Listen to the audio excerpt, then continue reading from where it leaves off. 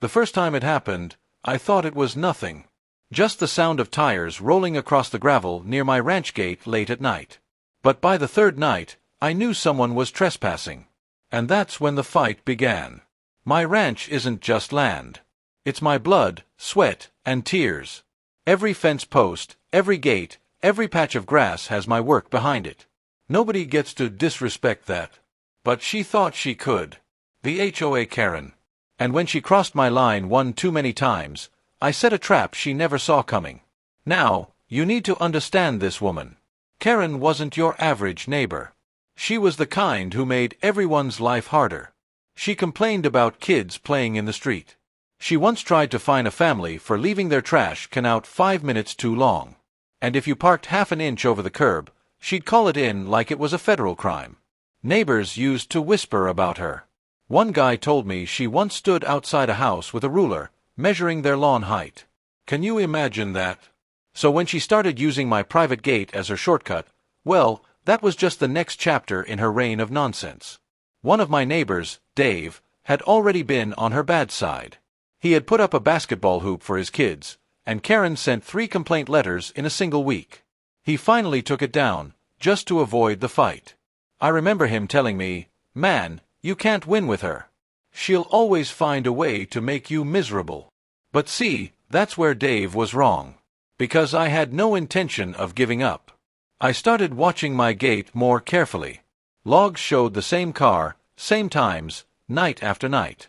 I checked the gravel, and sure enough, the tire tracks matched her red SUV. She wasn't lost. She wasn't confused. She was entitled. So I decided to build a case. I put up a hidden camera, tucked away in a spot only I knew. I adjusted the sensors to catch her every move. This wasn't just about stopping her. It was about exposing her for what she really was. Another neighbor, Sarah, once caught Karen walking across her yard, scissors in hand. When Sarah asked what she was doing, Karen snapped, "Your rose bushes stick out too far. I'm trimming them for you." Who does that? Sarah didn't fight back. She just let it slide. But I knew if I didn't stop this behavior, it would keep spreading. So here's what I did. I placed a rope barrier just inside the gate. Nothing that could damage the SUV, but enough to bring it to a sudden stop. The night I set it, the air was still. The moonlight spilled across the ranch road. I could hear coyotes in the distance. Then came the headlights. Her SUV crept closer, just like clockwork. The gate opened, she rolled in, confident as ever, and then it happened. Tires screeched. The car jerked. She slammed on the brakes. For the first time, she wasn't in control. She stepped out of the car, furious, looking around for answers. And that's when she saw me, camera in hand, recording every second. Her face went pale. I didn't need to yell. I didn't need to move an inch. I just said, "This is private property. And you've been trespassing. It ends tonight." She sputtered, tried to argue, but she knew she was trapped. Every excuse she made was being caught on video. For once, the queen of the HOA had no power. What made this even sweeter was remembering an old HOA meeting. Months earlier, she had stood up and lectured everyone about respecting community rules.